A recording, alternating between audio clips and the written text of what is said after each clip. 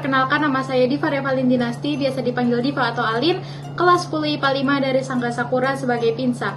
Salam Pramuka.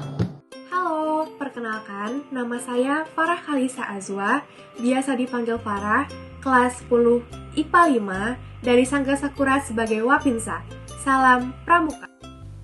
Halo, perkenalkan nama saya Agatha Nabila, biasa dipanggil Agatha, kelas 10 IPA 5 dari Sangga Sakura sebagai anggota.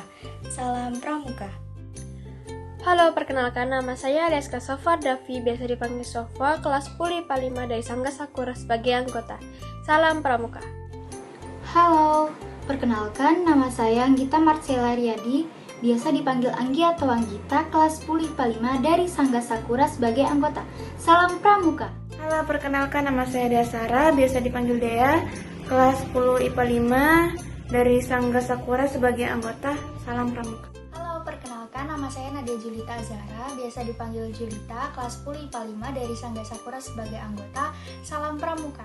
Halo, perkenalkan nama saya Nadia Widat Halimah, biasa dipanggil Nadia atau Widat, kelas 10 IPA 5 dari Sangga Sakura sebagai anggota. Salam Pramuka. Perkenalkan nama saya Nahda Maharani, biasa dipanggil Nahda, kelas 10 IPA 5 dari Sangga Sakura sebagai anggota. Salam Pramuka.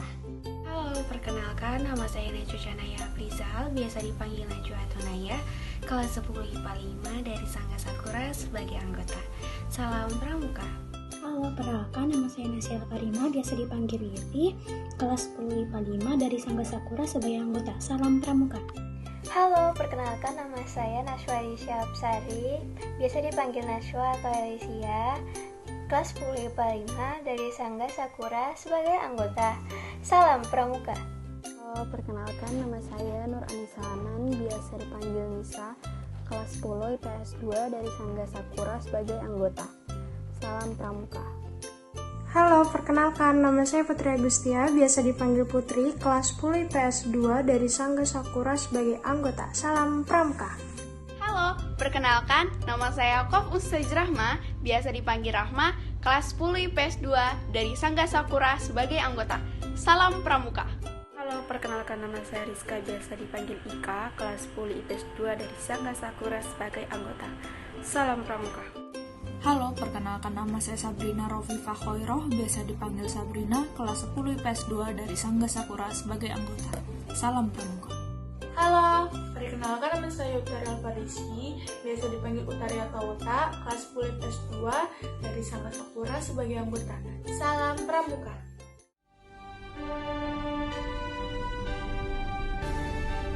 Ambalan Cakra Puspa Patra. Ambalan penegak atau yang sering disebut ambalan adalah satuan organisasi dalam gerakan pramuka. Pramuka Vidatra memiliki ambalan Cakra Puspa Patra. Apa itu ambalan Cakra Puspa Patra? Ambalan adalah balai desa. Cakra artinya senjata, Puspa artinya bunga, dan Patra diambil dari Vidya Dahana Patra. Apa itu orientasi tamu tegak? Orientasi tamu tegak atau yang biasa disebut dengan OTT ini merupakan kegiatan kepramukaan yang bertujuan untuk melantik para penggalang menjadi pramuka penegak. Diharapkan dengan adanya kegiatan ini, para siswa baru dapat lebih mengenal gerakan pramuka dan kedepannya dapat menjadi penerus generasi penegak ambalan Cakra Puspa Patra. Lanjut, ada orientasi calon penegak atau yang biasa disebut dengan OCP. OCP ini membuat para tamu tegak SMA Vidatra yang telah mengikuti OTT sebelumnya akan dikukuhkan menjadi penegak SMA Vidatra. Setelah itu ada bivak. Bivak diambil dari bahasa Prancis, bivouac, yang artinya tempat berlindung sementara di alam bebas dari aneka gangguan cuaca, binatang buas, dan angin. Ada beberapa hal yang harus diperhatikan, yaitu wajib diperhatikan arah angin. Jangan di tempat terbuka, wajib melihat kemiringan lahan, dan membuat parit di sekelilingnya. Bisa juga untuk menaburkan garam di sekitar area bivak. Selanjutnya ada survival. Menurut bahasa, kata survival berasal dari bahasa Inggris yaitu kata survive yang artinya bertahan hidup. Survival merupakan suatu ilmu untuk mempertahankan diri di alam bebas dari berbagai ancaman dengan menggunakan perlengkapan seadanya yang bertujuan untuk menjaga kelangsungan hidupnya. Bagaimana jika makanan yang sudah kita siapkan habis? Kalian bisa memakan tumbuhan. Ciri-ciri tumbuhan yang bisa dimakan yaitu daunnya bolong, daunnya tidak berduri, dan warna buah-buahan tidak mencolok. Dan juga jika air yang telah kalian siapkan sudah habis, kalian bisa mencari air yang tidak keruh dan tidak berbau.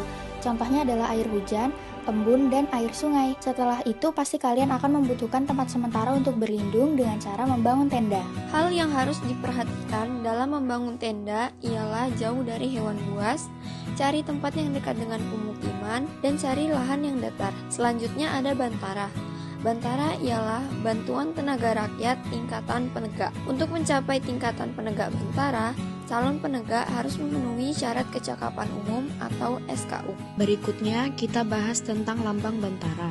Calon penegak bantara yang akan menjadi penegak bantara akan mendapatkan lambang bantara.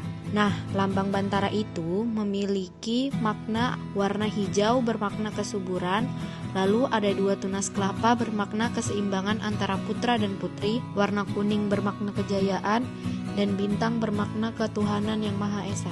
Lanjut ke materi tanda jejak. Tanda jejak adalah tanda yang menunjukkan sesuatu, apakah itu arah jalan atau hal lain tentang peristiwa atau kejadian. Tanda jejak dibagi menjadi 4. Yang pertama, tanda jejak yang dibuat di atas tanah. Misal ada sebuah tanda panah yang memiliki makna tersirat, yaitu ikuti jalan ini. Kedua, tanda jejak yang dibuat dari rumput. Contohnya seperti jalan lurus yang ditandai dengan ikatan rumput gajah. Lalu untuk tanda bahaya ada 3 baris. Ketiga, tanda jejak yang dibuat dari batu.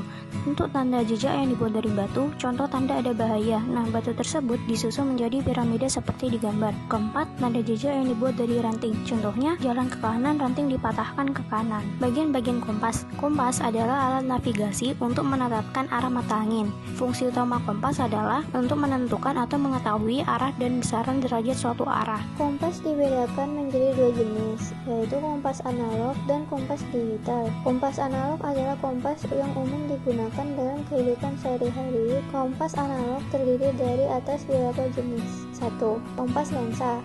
Kompas lensa merupakan kompas yang dilengkapi dengan lensa bikonkav. 2. Kompas bidik. Kompas bidik atau disebut juga sebagai kompas prisma adalah kompas yang berfungsi sebagai pembidik besar derajat pada sebuah medan atau bentang alam sebenarnya. 3. Kompas orientaring atau kompas silva adalah kompas yang digunakan dalam orientasi atau penghitungan dan pembacaan peta secara langsung. Kompas digital adalah kompas yang bekerja secara digital, biasanya disertakan sebagai sistem navigasi dalam dunia robotika atau dalam gadget-gadget elektronik.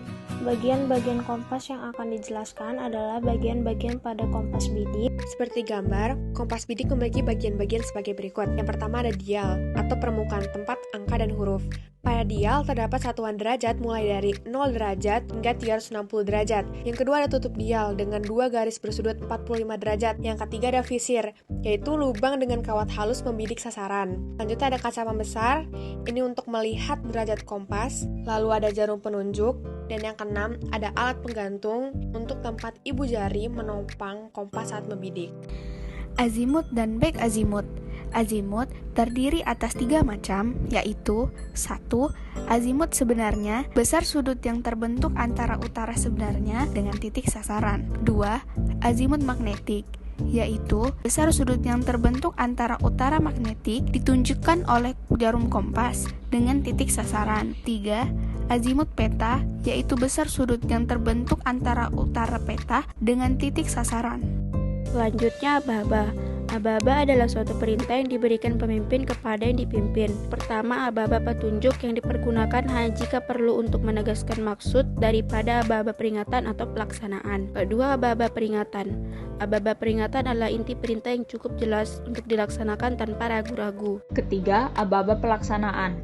Aba-aba pelaksanaan adalah ketegasan mengenai untuk melaksanakan pelaksanaannya menggunakan gerak, jalan, dan mulai. Contohnya, siap, gerak. Tanda pengenal gerakan pramuka adalah tanda-tanda yang ditemukan pada seragam pramuka. Pertama, tanda umum, dipakai secara umum oleh semua anggota gerakan pramuka yang telah dilantik. Kedua, tanda satuan menunjukkan satuan, tempat, atau lokasi tempat tinggal pemakainya. Ketiga, tanda jabatan menunjukkan jabatan dan tanggung jawab yang disandang dalam lingkungan gerakan pramuka. Keempat, tanda kecakapan menunjukkan kecakapan, keterampilan, ketangkasan, kemampuan, sikap dan usaha seorang pramuka dalam bidang tertentu. Kelima, tanda pramuka Garuda yaitu tingkatan tertinggi dari setiap golongannya. Keenam, tanda kehormatan, tanda yang menunjukkan jasa atau penghargaan yang diberikan kepada seseorang atas jasa, dharma bakti yang dianggap cukup bermutu dan berguna bagi gerakan pramuka dunia, masyarakat, dan bangsa.